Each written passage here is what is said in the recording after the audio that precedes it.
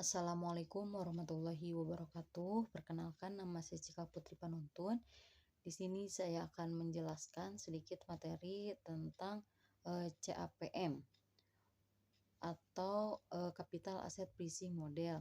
Menurut Jacob dan Petit Ahmad Durodoni dan Atmon Yong, keseimbangan pasar adalah keadaan di mana kuantitas setiap sekuritas dalam pasar modal yang lengkap menyamai kuantitas setiap sekuritas yang ditawarkan kepada pasaran oleh investor yang ingin menjual kepemilikan mereka, oleh perusahaan yang menerbitkan, atau oleh pemerintah yang memerlukan modal untuk membiayai pembelian aset dan harga yang keseimbangan sedemikian dikenali secara harga keseimbangan capital asset pricing modal atau CAPM atau model penetapan harga aset modal merupakan sebuah alat untuk memprediksi keseimbangan imbal hasil yang diharapkan dari suatu aset beresiko. Secara relatif, CAPM adalah mudah dan dapat dibentuk melalui aplikasi secara langsung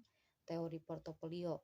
Implikasinya adalah seperti hipotesis pasaran efisien, yaitu CAPM telah diuji dengan data sebenarnya dan didapatkan agar sesuai dengan ramalan teori. CAPM juga dapat digunakan sebagai satu asas untuk penyesuaian selanjutnya, yaitu sebagaimana yang digunakan oleh para analisis sekuritas.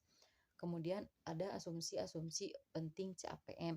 Yang pertama, tidak ada biaya perdagangan, tidak ada pajak, sekuritas dapat dipecah-pecahkan kepada unit terkecil. Yang kedua, semua peserta adalah pesaing yang sempurna. Yang ketiga, semua investor mempunyai ujung investasi yang sama. Yang keempat, investor membuat keputusan investasi berdasarkan keuntungan, diharapkan portofolio dan standar deviasi keuntungan.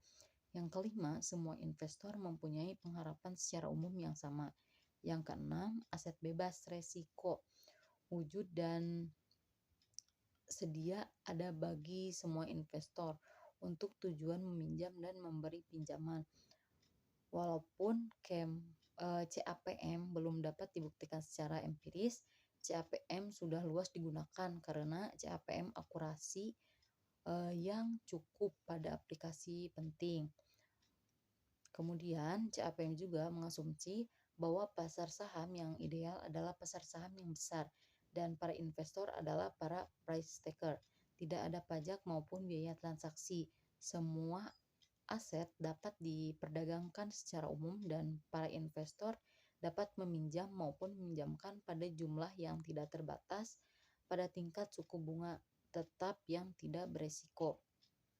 Kemudian ada garis pasar sekuritas atau Security Market Line SML.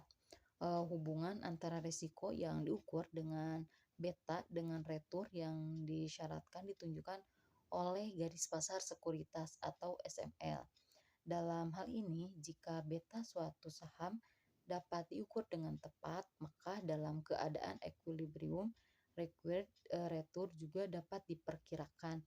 Kemudian ada faktor-faktor yang mempengaruhi peta, yaitu yang pertama cyclicality, yaitu seberapa jauh suatu perusahaan dipengaruhi perubahan kondisi makroekonomi.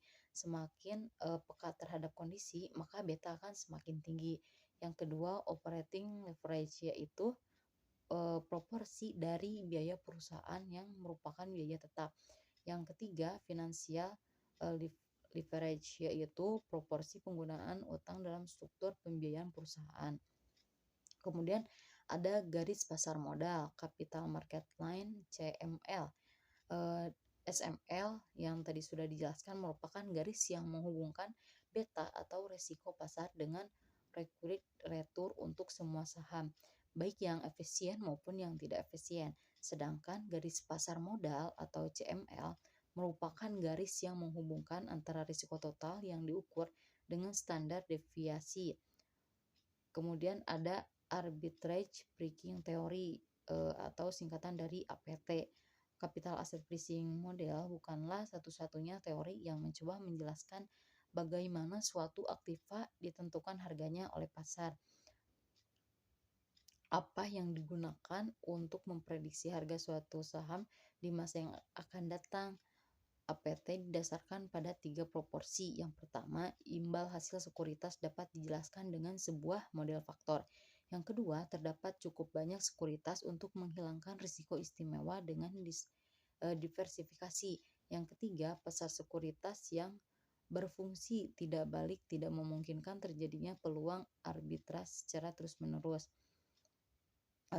Kemudian ada 3 asumsi yang mendasari model arbitrage breaking teori atau APT. Yang pertama, pasar modal dalam kondisi persaingan sempurna. Yang kedua, pasar investor. Yang ketiga, hasil dari proses stochastis, artinya bahwa